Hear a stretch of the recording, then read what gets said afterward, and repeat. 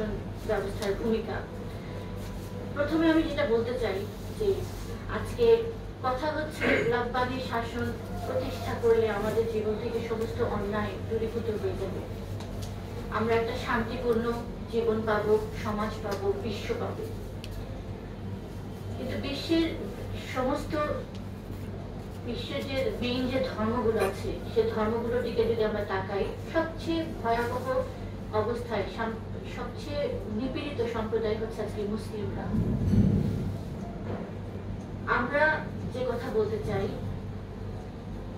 আজকে অস্তিত্ব রক্ষার জন্য আমরা যে আলোচনায় বসেছি এর মূল কারণ আমাদেরকে চিহ্নিত করতে হবে, এবং আমরা বিশ্বাস করি এর মূল কারণ হচ্ছে আমাদের বিভক্তি।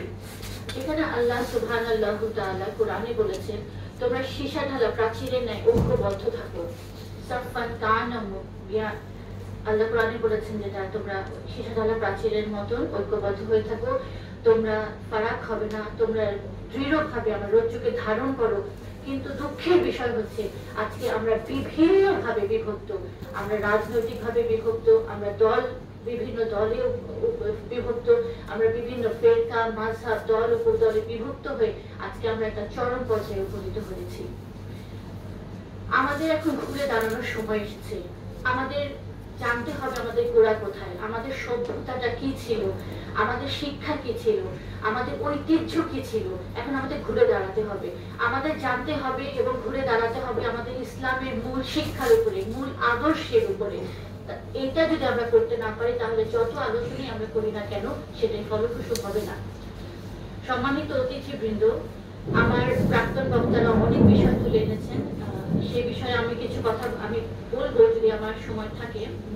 তার আগে আমি বলবো যে আজকে মুসলমানদের এই দুরবস্থার কারণটা কি, কেন আজকে মুসলমানরা 200 কোটি হওয়ার সত্ত্বেও আজকে অন্য সমস্ত জাতি দ্বারা তারা নিপীড়িত, নির্যাতিত, তাদের উচ্ছেদ করে দেওয়া হচ্ছে, তাদের বাচ্চাদেরকে, নিষ্পাপ শিশুদেরকে পাখির মতন গুলি করে মারা হচ্ছে, তাদের নারীদেরকে বিধবা করা হচ্ছে, পুরুষদেরকে ধরে ধরে গুলি করে তাদেরকে হত্যা করা হচ্ছে। কেন আজকে মুসলমানদের উপরে দুরবস্থা, কি কারণে আল্লাহর শাস্তিটা তাদের উপর নেমে এসেছে?